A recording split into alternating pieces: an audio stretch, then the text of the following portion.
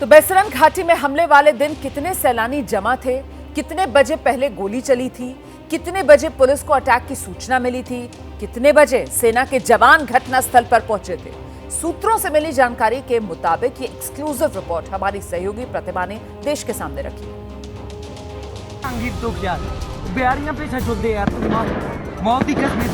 400 लोग उस दिन जिस दिन हमला हुआ है बेसरन घाटी में मौजूद थे।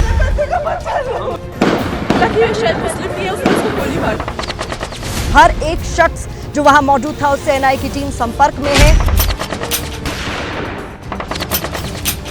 2:25 पर पहला फायर हुआ था और 2:30 बजे ही जो लोकल थाने के एसएचओ हैं उन तक की जानकारी पहुंच चुकी थी।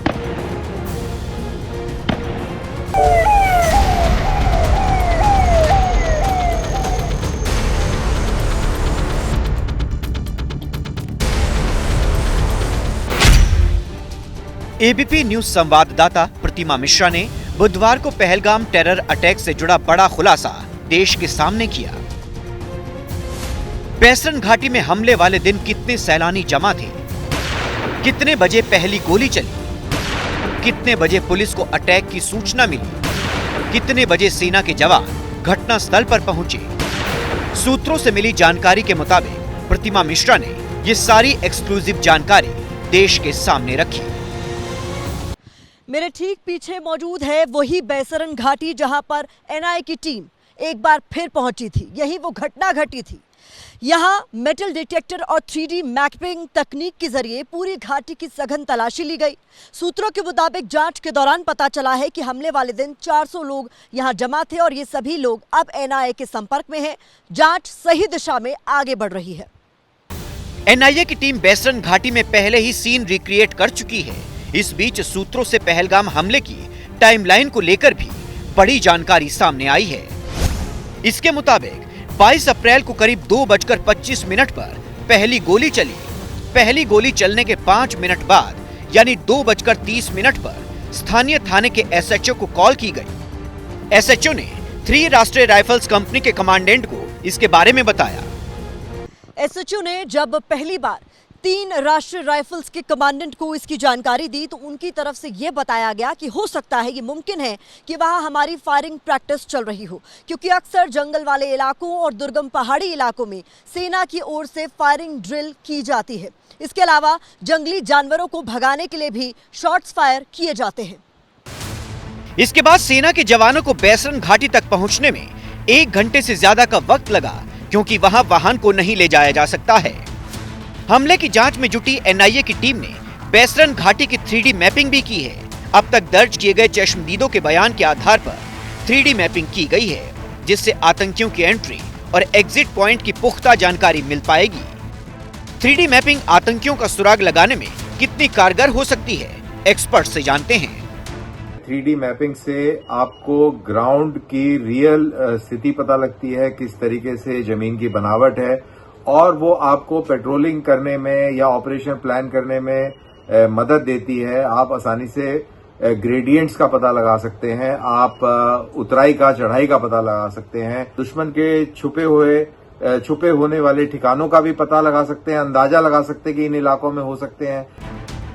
एक तरफ सुरक्षा बल और एनआईए की टीम हमला करने वाले आतंकियों को ट्रैक करने में जुटी है, दूसरी तरफ पहलगाम अटैक में पाकिस्तान की साजिश के अलग अलग किरदार और चेहरे सामने आ रहे हैं, जो आतंक को पालने वाले पाकिस्तान की पूरी दुनिया में पोल खोल रहे हैं।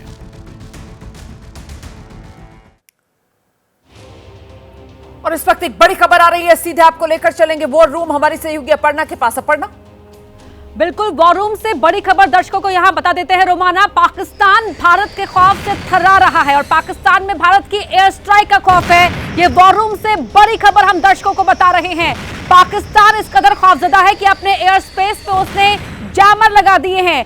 भारतीय लड़ाकू विमानों के डर से पाकिस्तान ने ये जैमर लगाए हैं और पाकिस्तान ने चीन में बने एंटी मिसाइल सिस्टम यहां पर लगा दिए हैं। रोमाना, तो ये बड़ी खबर इस वक्त सामने आ रही है। पाकिस्तान का डर और खौफ सामने निकल कर आ रहा है।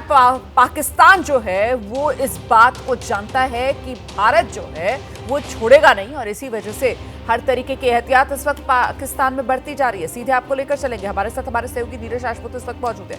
नीरज, क्या जानकारी मिल रही है? भारतीय लड़ाकू विमानों के डर से पाकिस्तान ने अपने एयर स्पेस में जैमर लगाए? हाँ, बिल्कुल सही कहा आपने। ये चाइनीज जैमर है, क्योंकि पाकिस्तान के पास अपने खुद के जैमर्स या एंटी एयरक्राफ्ट गन्स नहीं है, मिसाइल्स नहीं है, तो इसलिए वो चीन का इस्तेमाल करता है। तो अभी जानकारी मिली है कि चीन ने अपनी एयर स्पेस तो बंद करी थी, जैसे हम लगातार बात कर रहे हैं पीओके के लिए और इस्लामाबाद से लाहौर के बीच। अब उसने जो है ये चाइनीज जैमर्स जो हैं और एंटी एयरक्राफ्ट गन्स जो है, मिसाइल्स, वो अपनी डिप्लॉय करी थी बॉर्डर एरियाज में, ताकि भारत की तरफ से जो फाइटर जेट्स हैं वो उसकी सीमा में ना आ पाए। क्योंकि आप जानते हैं रुमाना, जब बालाकोट एयर स्ट्राइक हुई थी, हमारे मिराज 2000 फाइटर जेट पाकिस्तान के अंदर घुसकर जो है खैबर पख्तूनख्वा में बालाकोट में टेररिस्ट कैंप पर अटैक कर आए थे। तब कानो कान खबर नहीं लग पाई थी पाकिस्तान को कि ये फाइटर जेट्स भारत की उनकी सीमा में इतनी अंदर दाखिल हो गए।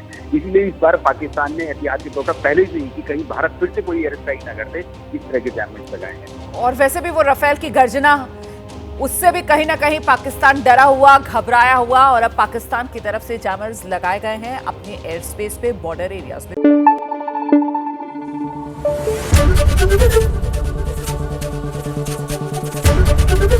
एबीपी न्यूज आपको रखे आगे।